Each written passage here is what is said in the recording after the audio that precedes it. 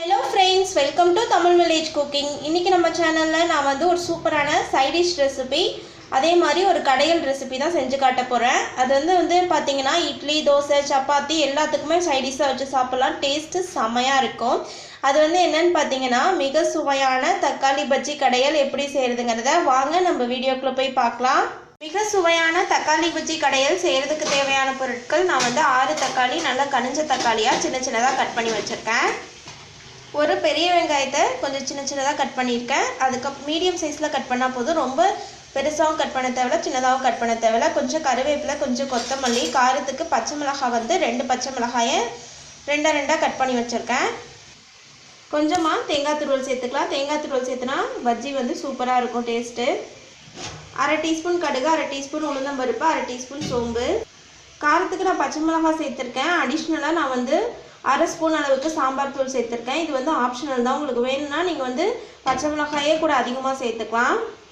பெருங்காயத்தூள் தேவையான அளவு, ஆயில் தேவையான அளவு, மஞ்சத்தூள் 1/2 டீஸ்பூன், உப்பு தேவையான அளவு. அவ்வளோதாங்க மிக சுவையான தக்காளி பஜ்ஜி கடையல் செய்யறதுக்கு தேவையான பொருட்கள்.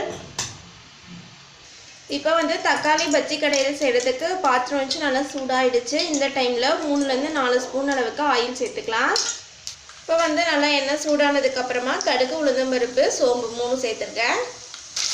கடுகு எல்லாமே நல்லா பொரிஞ்சதுக்கப்புறமா வெங்காயம், பச்சை மிளகாய், கருவேப்பிலை, மல்லி இலை எல்லாமே சேர்த்துருக்கேன். இது எல்லாத்தையுமே நல்லா வந்து வதக்கி விட்டுடலாம்.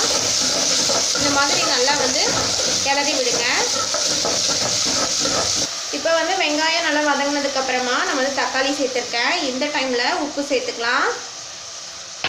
அது கூட 1/2 டீஸ்பூன் அளவுக்கு மஞ்சத்தூள், சாம்பார் தூள் சேர்த்துக்கிறேன்.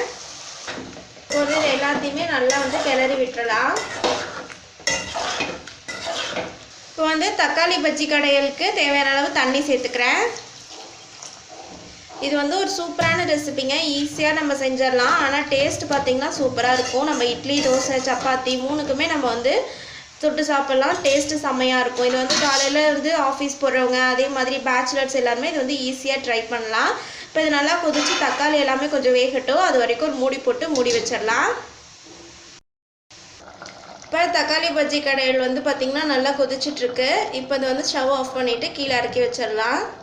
இப்போ வந்து நம்ம பருப்பு கடையில் மத்து வச்சு இதை நல்லா வந்து எல்லாத்தையும் நல்லா மசிச்சு விட்டுறலாம். இந்த மாதிரி நல்லா வந்து மசிச்சு விட்டால் தான் அது வந்து கடையில் வந்து டேஸ்ட்டு சூப்பராக இருக்கும். தக்காளி முழுசாக இருந்தால் டேஸ்ட் நல்லா இருக்காது. அதனால் இந்த மாதிரி நல்லா கடைஞ்சி விட்டுருங்க.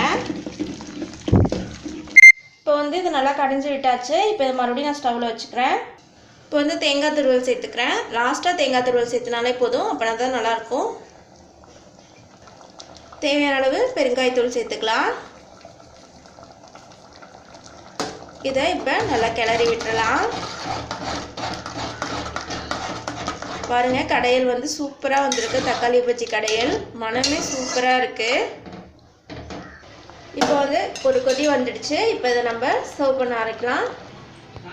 அவ்வளோதாங்க, மிக சுவையான தக்காளி பஜ்ஜி கடையல் சூப்பராக ரெடி ஆகிடுச்சு. இந்த ரெசிபியை உங்கள் வீட்டு கிச்சன்லையும் மறக்காமல் ட்ரை பண்ணி பாருங்கள். ட்ரை பண்ணி பார்த்துட்டு பிடிச்சிருந்தா எங்கள் தமிழ் வில்லேஜ் குக்கிங் சேனலை லைக் பண்ணுங்கள், கமெண்ட் பண்ணுங்கள், சப்ஸ்கிரைப் பண்ணுங்கள். அப்படியே கூட இருக்கக்கூடிய பெல் ஐக்கானையும் ப்ரெஸ் பண்ணிடுங்க. இந்த வீடியோ உங்களுக்கு பிடிச்சிருந்தா ஷேர் பண்ணுங்கள். தேங்க்யூ.